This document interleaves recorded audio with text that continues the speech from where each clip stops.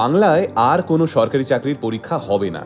পশ্চিমবঙ্গে বন্ধ হয়ে গেল WBCS সহ অন্যান্য সমস্ত সরকারি চাকরির পরীক্ষা। রাজ্য সরকারের তরফ থেকে পুরোপুরিভাবে থামিয়ে দেওয়া হলো সরকারি চাকরির নিয়োগ প্রক্রিয়া। আপাতত এই খবরটা শুনে চিন্তায় ঘুম উড়েছে লক্ষ লক্ষ ছেলে মেয়ের। গত কয়েকদিন ধরে এই হতাশাজনক ব্রেকিং নিউজে ভেসে যাচ্ছে সোশ্যাল মিডিয়া। কিন্তু আদৌ কি এই খবরটা সত্যি? কেন আচমকা এমন সিদ্ধান্ত নিল রাজ্য সরকার?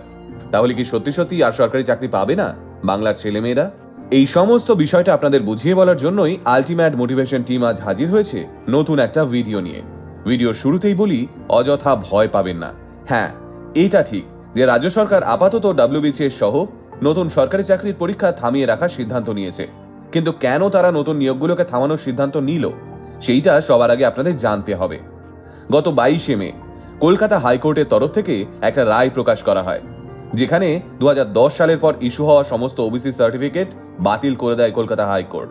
কিন্তু পাশাপাশি ওই রায়ের হাইকোর্ট এটাও জানিয়েছিল 2010 সালের পর ইস্যু হওয়া ওবিসি সার্টিফিকেট দিয়ে যারা পরীক্ষায় বসেছেন বা চাকরি পেয়েছেন তাদের চাকরি বা নিয়োগ কোনোভাবেই বাতিল করা হবে না।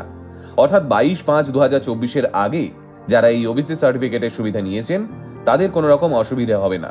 এবার এই 22/5/2024 তারিখের আগে যে সরকারি চাকরি নিয়োগ প্রক্রিয়া চলছিল সেগুলো হলো PSC ক্লার্কশিপ, PSC মিসলেনিয়াস এবং WBCS 2023 মেইনস।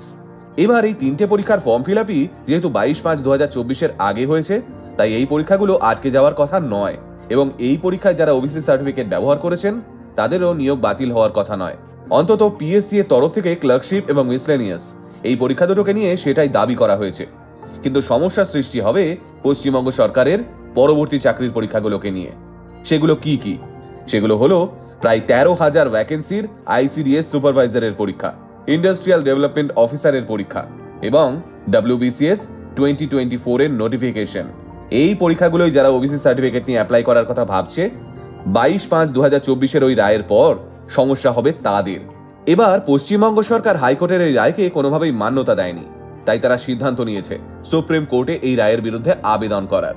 কিন্তু সমস্যাটা হলো সুপ্রিম কোর্টে এখন গ্রীষ্মকালীন ছুটি চলছে, আবার কোর্টের কাজ শুরু হবে সেই জুলাই মাসের 8 তারিখ থেকে।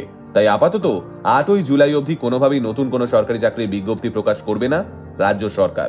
তবে যে নিয়োগ প্রক্রিয়াগুলো ইতিমধ্যেই চলছিল, যদি আচমকা খুব বড় কোনো আইনি জটিলতা না সৃষ্টি হয় তাহলে সেই নিয়োগ প্রক্রিয়াগুলো একদম ঠিক সময়ে ঠিকভাবেই হয়ে যাবে। তবে রাজ্যের ছেলেমেয়েরা আর সরকারি চাকরি পাবেই না এমন ধারণা সম্পূর্ণভাবে ভুল। হ্যাঁ, আইন আদালতের চক্করে পরবর্তী নিয়োগ প্রক্রিয়াগুলো খানিকটা হয়তো পিছবে, কিন্তু একটা সরকার কখনোই রাজ্য সরকারি কর্মী ছাড়া চলতে পারে না। তাই সরকারি চাকরির নিয়োগ পুরোপুরি বন্ধ হয়ে গেল এমন কথা যারা ছড়াচ্ছেন তারা মানুষকে অযথা ভয় দেখাচ্ছেন। আমরা আশা রাখি লক্ষ লক্ষ ছেলেমেয়ের ভবিষ্যতের কথা মাথায় রেখে মহামান্য সুপ্রিম কোর্টও এই কেসটির দ্রুত সমাধান করবেন। যদি সুপ্রিম কোর্ট কলকাতা হাইকোর্টের রায় খারিজ করে দেয় তাহলে যাদের ওবিসি সার্টিফিকেট রয়েছে তারা প্রত্যেকেই পরবর্তী পরীক্ষাগুলোতে সেটার সুবিধে পাবেন। আর যদি সুপ্রিম কোর্ট কলকাতা হাইকোর্টের রায়কে মান্যতা দেয় তবে 2010 সালের পর ওবিসি সার্টিফিকেট পাওয়া কোনো প্রার্থী আর পরবর্তী পরীক্ষাগুলোই ওবিসি সার্টিফিকেটের সুবিধে পাবে না। তাই আবারও বলছি, সকলকে একটু ধৈর্য ধরতে হবে। রাজ্যে সরকারি চাকরির নিয়োগ শুধুমাত্র স্থগিত হয়েছে, বন্ধ হয়ে যায়নি, আর সেটা কোনোদিনই বন্ধ হবে না। তাই অযথা ভয় পাবেন না আর অন্য কেউ ভয় দেখাবেন না। মন দিয়ে চাকরির পরীক্ষার প্রস্তুতি নিন। পশ্চিমবঙ্গের সমস্ত চাকরি প্রার্থীদের আলটিমেট মোটিভেশন টিমের তরফ থেকে অনেক অনেক শুভেচ্ছা। এমন আরও ইন্টারেস্টিং ভিডিও দেখতে আজই ফলো করুন আমাদের পেজ আলটিমেট মোটিভেশন। আমাদের একমাত্র YouTube channel ultimate motivation official subscribe করতে ভুলবেন না কিন্তু। আলটিমেট মোটিভেশন, বাংলায় মোটিভেশন, বাঙালির মোটিভেশন।